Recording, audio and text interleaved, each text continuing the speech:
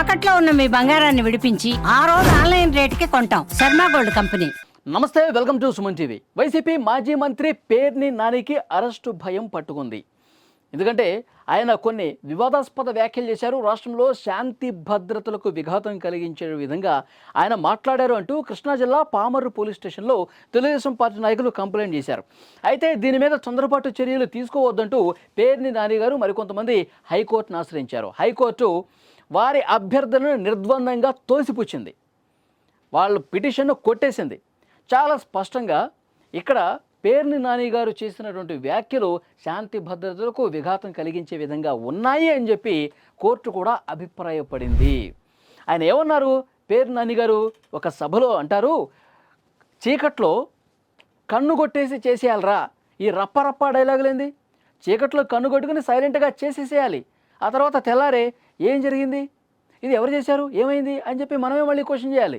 అంతేగాని మన నోటి డైలాగులు రప్ప అనటాలు ఈ మొత్తం అరిచే కుక్క కరవదు అన్నట్టు మనం డైలాగులు చెప్పుకుంటూ పోయాం అనుకోండి, వీళ్ళకి చేత కాదు అనుకుంటారు. కాబట్టి మనం ఏం చేసినా సైలెంట్గా చేసేయాలి. రప్ప డైలాగులు పక్కన పెట్టండి. చీకట్లో కన్ను కొట్టాలా, చేసేయాలా, వేసేయాలా, మళ్ళీ ఏం తెలియనట్టు నటించాలా. ఇది వాళ్ళ కార్యకర్తల సమావేశంలో పేర్ని నాని చేసిన వ్యాఖ్యలు. అంటే ఎంత దారుణంగా ఒక ప్రజాప్రతినిధిగా ఉన్న వ్యక్తి, ఒక మాజీ మంత్రిగా పనిచేసినటువంటి వ్యక్తి పేర్ని నాని ఈ విధంగా వైషమ్యాలు రెచ్చగొడతాడా, విద్వేషాలు రెచ్చగొడతాడా, శాంతి భద్రతలకు విఘాతం కలిగించే విధంగా రెచ్చగొడతాడా అంటూ తెలుగుదేశం పార్టీ నాయకులు ఈయన చేసినటువంటి వ్యాఖ్యలకి నిరసనగా ఆందోళనలు కూడా పిలుపునిచ్చిన పరిస్థితుంది. ఏకంగా పోలీస్ స్టేషన్లో కేసు కూడా నమోదు చేశారు. ఆ తర్వాత విమర్శలు రంగానే పేర్ని మళ్ళీ ప్రశ్న పెట్టి, నేను చెప్తే ధైర్యంగా చెప్తాను, చీకట్లో కన్ను కొట్టి ఏదో చేసేయాలని అనుకుంటే నేను ఓపెన్గానే చెప్తా, పట్టపగలు చేసేంట్రా అంట. పేర్ని నాని అనేవాడు చెప్తే పట్టపగలే వేసేంట్రా అంటా కదా, చీకట్లో కన్ను కొట్టి నాకేం అవసరం అది అని ఓపెన్ అయిపోయాడు మళ్ళీ. అంటే ఇక్కడ రాష్ట్రంలో వైసీపీ నాయకులు కుట్రపూరితంగా శాంతి భద్రతల విఘాతం కలిగిస్తూ ఒక అల్లర్లు చెలరేగే విధంగా, హింస ప్రేరేపించే విధంగా వీళ్ళ వ్యాఖ్యలు ఉన్నాయి. రాష్ట్రంలో పెద్ద ఎత్తున గొడవలు జరగాలి, రక్తపాతం జరగాలి, దాంట్లో భాగంగానే ఈ విధంగా వ్యాఖ్యలు చేస్తూ ఉన్నారంటూ తెలుగుదేశం పార్టీ మండిపడుతోంది. ఇంకొక ముఖ్యమైన విషయం, గుడివాడలో మొన్న ఆ పార్టీ విస్తృత స్థాయి సమావేశం జరిగినప్పుడు అక్కడ జెడ్పీ చైర్పర్సన్ ఉప్పాల హారికి వచ్చినప్పుడు తెలుగుదేశం పార్టీ కార్యకర్తలు అడ్డుకున్నారు. అప్పుడు చిన్నపాటి రభస గందరగోళం జరిగింది. ఆ సమయంలో కూడా పేర్నని ఒక ఫోన్ కాల్ మాట్లాడారు. అది ఆటోమేటిక్గా రికార్డ్ చేశారు ఎవరో అక్కడున్న వాళ్ళే. ఆ ఫోన్ కాల్లో ఏం మాట్లాడతారు? ఇప్పుడు ఒక బీసీ మహిళను వీళ్ళు అడ్డుకున్నారు కదా, మనం రాష్ట్రంలో ఉన్నటువంటి పెద్ద లీడర్ చేత ఇది మనం చెప్పించాలి.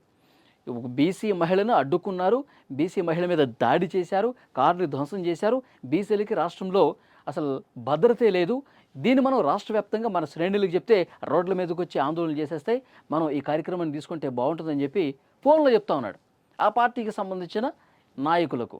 ఇది రికార్డ్ చేశారు ఎవరు. అంటే వైసీపీ ఎంత కుట్రపూరితంగా వ్యవహరిస్తుందో చూడండి అంటూ తెలుగుదేశం పార్టీ దీన్ని మళ్ళీ పోస్ట్ చేసినటువంటి పరిస్థితి ఉంది. అంటే రాష్ట్రంలో ఏదో రకంగా అలజడి క్రియేట్ చేయాలి, ఏదో విధంగా తమ శ్రేణులందరినీ కూడా రోడ్ల మీదకి తీసుకొచ్చి రప్ప చేయాలి, ఇది వాళ్ళు కోరుకునేది. ఎందుకంటే జగన్మోహన్ రెడ్డి గారు ఒక్కసారి రోడ్డు మీదకి వస్తేనే చాలా అంటే చాలా దారుణమైన పరిస్థితులు కనిపిస్తున్నాయి. ఆ పార్టీ కార్యకర్తే కారు చక్రాల కింద నలిగిపోయి కనిపిస్తాడు. ఆ తర్వాత రోడ్ల మీదకి వచ్చిన వాళ్ళు మొత్తం అన్నీ కూడా ధ్వంసం చేసేస్తూ ఉంటారు. పొదిలి పర్యటనలో మనం చూసాం, రాళ్ళు తీసుకొని మహిళల తలకాయలు, పోలీసుల తలలు కూడా పగలగొట్టిన పరిస్థితుంది. పొగాకు బేళ్ల మీద తొక్కి రప్పా చేశారు. తర్వాత మిర్చి అక్కడ కేంద్రానికి వెళ్ళినప్పుడు కూడా గుంటూరులో అక్కడ కూడా మిర్చి బస్తాలు ఎత్తుకుపోయారంట.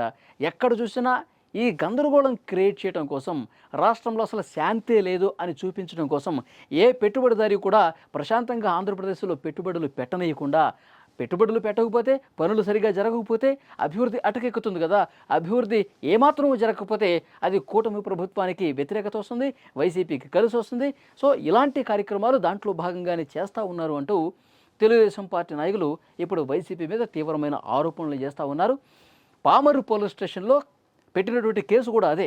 రాష్ట్రంలో పూర్తిగా అల్లర్లకు వైసీపీ కుట్ర చేస్తోంది, అందులో భాగంగానే పేర్ని నాని వంటి వాళ్ళు ఈ విధంగా రెచ్చిపోయి మాట్లాడుతూ ఉన్నారు అంటూ కేసు పెట్టారు.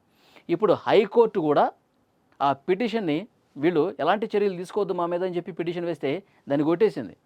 సో ఏ క్షణమైనా వీరు రెచ్చగొట్టే వ్యాఖ్యలు చేసిన నేపథ్యంలో అరెస్ట్ అయ్యే అవకాశం కూడా ఉంది.